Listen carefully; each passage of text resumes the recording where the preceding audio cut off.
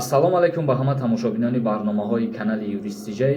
Видеои нав як хабари муҳима баҳри анамун шахсиятое ки ҳар рӯз ба мо дар комментарияҳо мақсад менавистанд ки кай рейс мешава аз Душанбе ба Федератсияи Россия ва муҳоҷирора кай ба ватан бармегардонанд ва мутаассифона оиди ана ҳамин парвоз боз як мушкилӣ ба миён омадагие ки ҳамаи муҳоҷиро баргардонида намешаванд. Танҳо ҳамон муҳоҷирое ба ватан баргардонида мешаванд ки онҳо пешакӣ мақсад дар посолствои ҷумҳурии Тоҷикистон дар Федератсияи Россия дар ана ҳамон ҷа хичона номнавис кардагияну ба қайд гирифтагиян ана ҳамон шахсиятҳо ба ватан баргардонида мешаванд ва ин парвозе ки ба Федератсияи Россия мешава оиди ин парвоз чипта фурӯхта намешава. Яъне ки шахсое ки агар бигӯянд мо билет бихарем, мо рафта метонем ба ҳамин рейс, мутаассифона наметонем бародарои азиз, чунки ана ҳамин хел мақсад фармон баровардагия ами Тоҷик Эйр ки чипта фурӯхта нашавад ва ҳамон шахсиятҳое ба ватан оварда шавад ки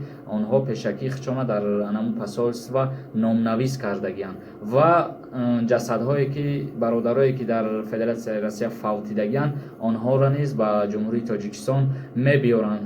Иншааллоҳ худо розӣ боша бародаро, сабр кунед, ин қадар вақт сабр кардем, навбати шуморо мерасава ба назди падару модар, зану фарзанд, аҳлу байтон бармегардем.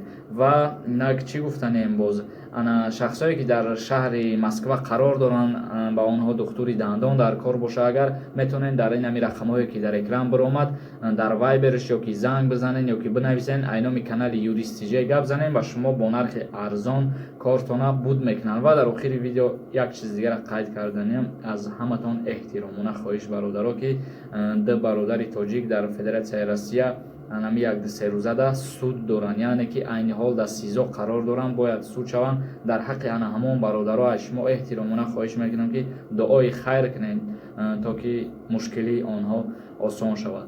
Ва бародарои азиз, дар Инстаграм саволотона метонем пешкаш кунед ёки дар канали ма Юристиҷей подписатсия кунед. Худованд мо шуморо нигаҳбон бошад. Шаби қадр ба ҳаматон муборак бародар.